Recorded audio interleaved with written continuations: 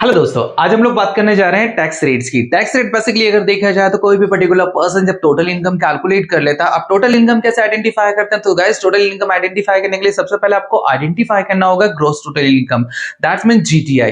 तो gross total income हम लोगों की जो रहेगी वो 5 सोर्सेज से रहेगी। नंबर 1 सबसे पहले income from salary, number 2 income from house property, number 3 income from business and professions, number 4 income from capital gain and last one is income from other sources. इन पांचों सोर्सेज से जो इनकम आती है वो हमारी इनकम कहलाती है यहाँ पर ग्रॉस टोटल इनकम। और ग्रॉस टोटल इनकम में से हम लोग लेस करते हैं डिडक्शन अंडर सेक्शन 80C से 80U के अकॉर्डिंगली। उसके बाद जीटीआई में से जो डिडक्शंस हम लोग लेस करते हैं उसके बाद जो इनकम हमारी आती है वो इनकम हमारी कहलाती है टोटल इनकम या फिर टैक्सेबल इनकम। ठीक है, जब हम लोग टोटल इनकम या टैक्सेबल इनकम आइडेंटिफाई कर लेते हैं उसके बाद में फिर हम लोगों को लगानी होती है tax rate. Guys, tax rate यहाँ पर हम लोगों की 2 टाइप्स की होती है। सबसे पहली जो रेट होती है वो होती है हमारी नॉर्मल रेट। कौन सी होती है? Normal rate. So guys, normal rates what's? तो यहां पर नॉर्मल रेट्स के लिए आप लोगों को सबसे पहले आइडेंटिफाई करना पड़ेगा कि जिस पर्टिकुलर पर्संस के लिए आप लोग टैक्स रेट या टैक्सेबल इनकम या टैक्स लायबिलिटीज कैलकुलेट करने जा रहे हैं वो उसकी एज कितनी है। तो एज के अकॉर्डिंगली अगर हम लोग देखे जाएं तो सबसे पहले जो पर्सन आएगा वो रहेगा आपका less than 60 years. That's mean एक नॉर्मल पर्टिकुलर पर्सन जिसकी एज जो रहेगी वो लेस देन 60 इयर्स रहेगी। दूसरा जो पर्सन रहेगा वो रहेगा 60 टू 80 इयर्स के बीच में। कितना? 60 टू 80 इयर्स। ठीक है, तो यहां पर जब कोई पर्टिकुलर पर्सन 60 से 80 साल के बीच में होता है तो वो पर्सन आप लोगों को पता ही है कि यहां पर उसे हम लोग कहते हैं सीनियर सिटीजन पर्सन। ठीक है गाइस, एक पर्सन और होता है जिसकी एज जो होती है वो 80 टू 100 इयर्स या 80 अबव होती है। ओके ना, तो 100 अबव अगर किसी पर्टिकुलर पर्सन की इनकम अगर है तो उस पर्टिकुलर पर्सन की एज अगर 80 अबव है तो वो पर्सन हमारा कहलाता है senior super senior citizen person. Okay, so guys basically सबसे पहले हम लोगों को देखना है नॉर्मल रेट्स। तो नॉर्मल रेट्स कौन कौन सी होगी टैक्स की? तो यहां पर जब हम एक पर्टिकुलर इंडिविजुअल पर्सन के लिए देखेंगे तो फर्स्ट जो रहेगा 2,50,000। कितना? फर्स्ट 2,50,000 एक नॉर्मल पर्टिकुलर पर्सन जिसकी एज जो है वो क्या है? लेस देन 60 इयर्स है। ठीक है, कितना है? Less than 60 years. उसके लिए यहां पर फर्स्ट 2,50,000 पर जो टैक्स की रेट रहेगी वो क्या रहेगी? निल, दैट्स मीन 0%।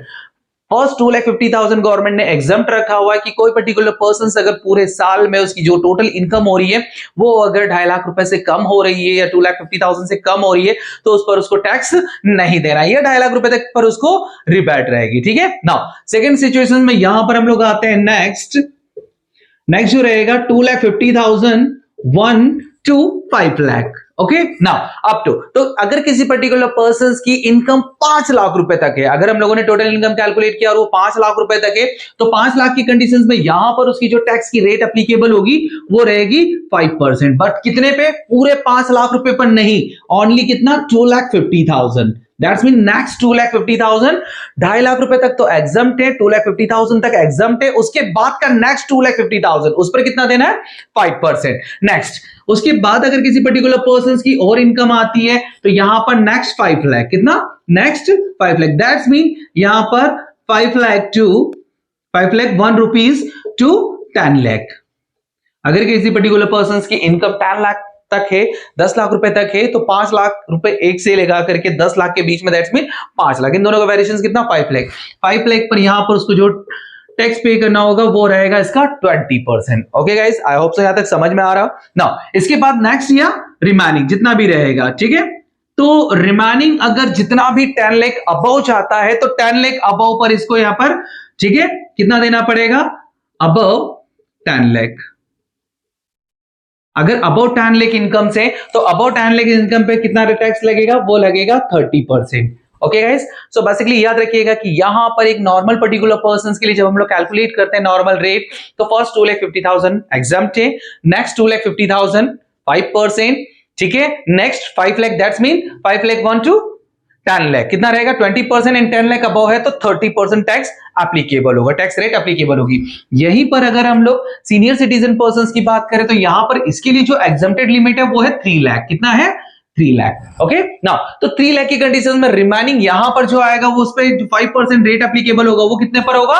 2 लाख पे। दैट्स मीन 5 लाख रुपीस तक में कितना लगना है? 5% इसको लगना है। क्लियर? नाउ नेक्स्ट जो रहेगा ये एज इट इज रहेगा, जैसा यहां पर है वही का वही एज इट इज आ जाएगा। अगर हम लोग सीनियर सिटीजन या सुपर सीनियर सिटीजन पर्सन की बात करें तो इनके लिए जो एग्जम्प्टेड लिमिट है वो कितनी है? 5 लाख है। कितनी है 5 लाख। जिस पर्टिकुलर पर्सन की एज 80 से अबव है, 80 अबव है, उसके लिए 5 लाख एग्जाम्प्ट है। रिमेनिंग जो टैक्स रेट रहेगी वो एज इट इज रहेगी 20% एंड 30%। गाइस इस टाइप से जो इनकम है हम लोग यहाँ पर टैक्स लायबिलिटीज निकाल लेंगे। ये तो हो गई आप लोगों की नॉर्मल वाली। कौन सी हो गई गाइस? नॉर्मल वाली। अब नॉर्मल के बाद में यहां पर हम लोगों को ये देखना है कि सेकंड वाली जो सिचुएशन है वो है आप लोगों की स्पेशल रेट्स। ओके ना, अब स्पेशल रेट्स में क्या है गाइस? स्पेशल रेट्स में यहां पर टू टाइप्स हम लोग एप्लीकेबल करेंगे। नंबर 1 सबसे पहले long term capital gain. Okay ना, लॉन्ग टर्म कैपिटल गेन पे यहां पर जो रेट एप्लीकेबल होगी वो सभी के लिए रहेगी 20%। वहां पर किसी को भी कुछ भी रिबैट वगैरह नहीं है। सेकंड जो रहेगा बी पॉइंट आप लोगों का वो रहेगा अदर इनकम।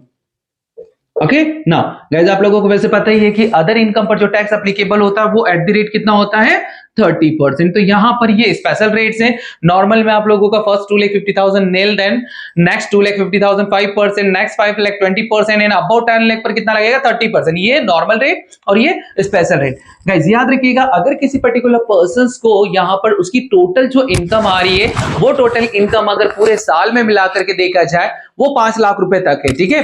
तो 5 लाख रुपए तक की इनकम पर उसको एक डिडक्शंस मिलेगी, वो रहेगी 87A के अकॉर्डिंगली। कौन सा डिडक्शंस? 87A के अकॉर्डिंगली एक डिडक्शंस मिलेगा। उसमें उसको 12,500 रुपीज की रिबैट मिलेगी। दैट्स मीन उसको 5 लाख तक कोई टैक्स नहीं पे करना है, ठीक है ना।